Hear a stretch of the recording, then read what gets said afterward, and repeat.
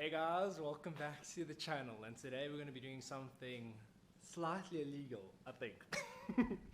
We're going to be taking off the plates on the 86 on the front and the rear.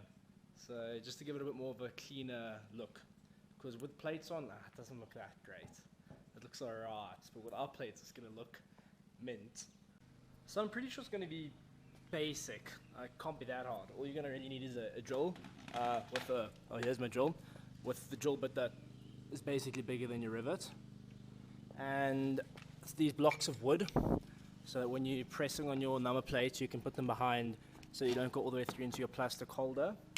And then a assorted bunch of screwdrivers just to help pry the number plate off and all of that. And this is what we're going to use to stick the plate back on if we need to stick it back on, let's say for like the cops reasons or something like that. But I guess the start, where we need to start, and that's taking the rivets out. So let's see if my drill can do it. Right, so here's my drill, and I've sharpened my drill bit, and here are these pieces of wood that I was telling you about. So essentially, this is what I think it's just easier to do, so just to protect the plate and all the plastic behind it, and press on it and just drill. Now you've done that far, give it a bit more juice and then it should pop out.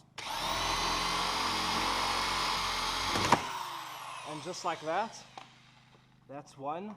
See, I mean, you might go through and leave a bit of a dent on the back there, but that's not the end of the world.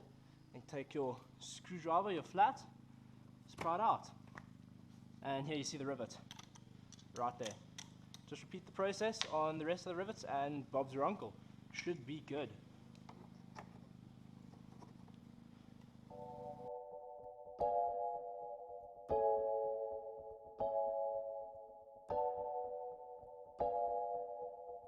Ah, somebody left the rivets inside there.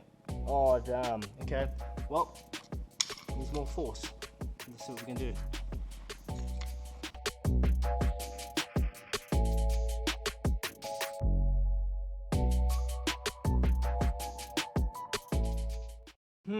I think this one's just gonna have to be able to get it arty like this, to be extremely honest with you. And there we go. Pop, that's out. Now let's pop the rest of these things out. Try not to bend the plate because you want to try to keep the plate as nice as possible for obvious reasons.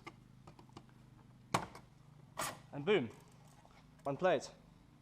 Mine's fairly bent that I can straighten out, but not bad. And as you can see, it's held on here by two flat heads, pretty easy to get out. One, and two, I guess, just like that. So, like, we can leave these in. Looks like we need a set of 10 mil, so let's go find some 10 mil. After getting my socket sets, I stumbled across something that, what? Oh, look. No ways. This is insane. This is like sorcery. I'm gonna get robbed. I need to hide these. Hashtag blessed. Mad. Okay, anyway. So, 10 mil. It is a 10 mil. Chuck it onto your socket and basically take off the plate holder thing. Blessed. Boys be blessed.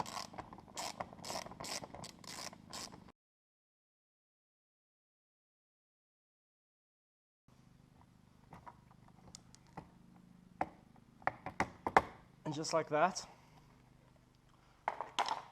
we got no plates. That looks so much better. Oh my gosh. Besides the holes, but we'll do something about that. Maybe what we can do is, that looks so much cleaner in any case. But anyway, we'll have a look. That is mad. So you can actually just take these oaks out, and then I'm just going to cover plenty holes. But hey, no plate gang, because why not? Damn, that looks clean. After this little bracket thing has come off, obviously it comes from there. There were holes that are in the bumper. Well, I know my bumper there's a hole there. You see, you can see the outline there, and there's a hole like there. Obviously, it's a little bit unneat, but just take some insulation tape and put it over the holes. I mean, looks pretty decent. Doesn't look too bad.